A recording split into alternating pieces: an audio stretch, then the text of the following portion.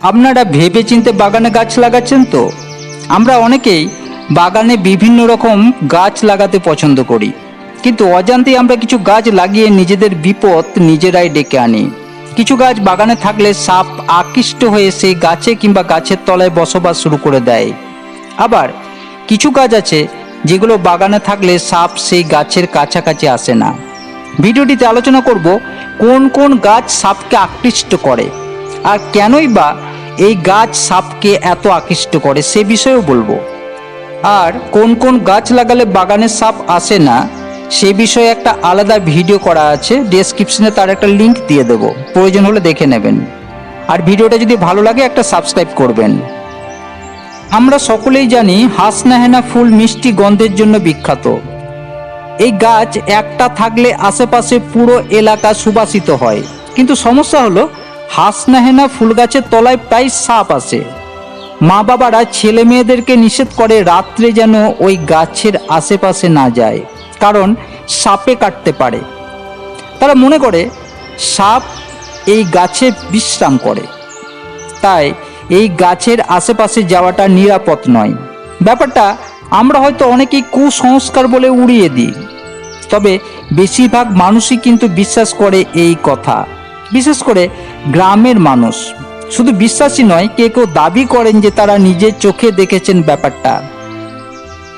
হাসনাহেনা ফুল গাছের নিচে সাপ দেখা যায় কথাটা উড়িয়ে দেওয়া যায় না, সাপ আসতেই পারে, তবে ফুলের গন্ধে আকৃষ্ট হয়ে আসার কোনো কারণ নেই, কারণ সাপের নাক নেই।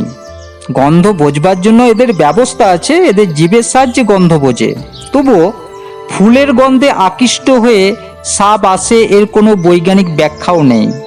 আসলে সাপ আসে তার পেটের দায়ে। সাদা রঙের সুগন্ধি ফুলগুলো সাধারণত রাতে ফোটে। এদের পরাগায়ন হয় কীট পতঙ্গের মাধ্যমে, অর্থাৎ হাসনাহেনা ফুলের সুগন্ধে কীট পতঙ্গ আকৃষ্ট হয়, এরা এসে ফুলের পরাগায়ন ঘটায়। অন্যদিকে এই কীট পতঙ্গই আবার কিছু শিকারীর প্রাণীদের আকৃষ্ট করে। কোনো ব্যাঙ, মাকড়সা, টিকটিকি, গিরগিটি এইসব প্রাণীগুলো আসে পোকা খেতে। এদের আকর্ষণে আবার ছুটে আসে সাপ। টিকটিকি, গিরগিটি কিংবা ব্যাঙ সাপের প্রিয় খাবার। রাত্রে খাবারের খোঁজে বেরোয় সাপ। তারা যদি কখনো হাসনাহেনা ফুল গাছের আশেপাশে আসে তাহলে দেখবে তাদের জন্য খাবারের মেলা বসেছে।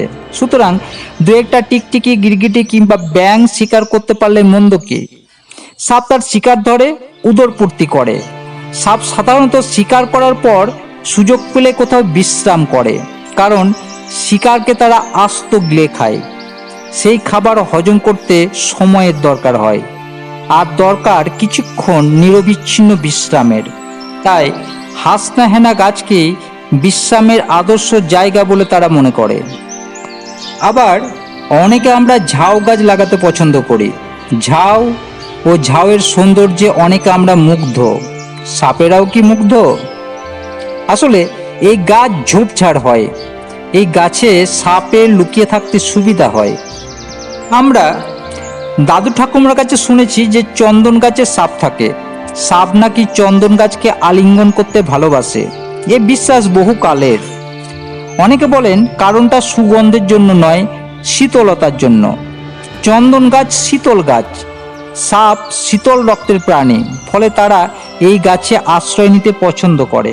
তাছাড়াও জেসমিন ফুল, ঘন বাঁশবন, লেবু গাছ, সাইপ্রাস গাছ, ক্লোভার গাছ এগুলো সাপের খুব পছন্দ। কোনোটা সুগন্ধির জন্য আর কোনোটা শীতলতার জন্য। তাই বাগানে যে গাছই লাগান না কেন একটু ভেবেচিন্তে লাগান। ধন্যবাদ।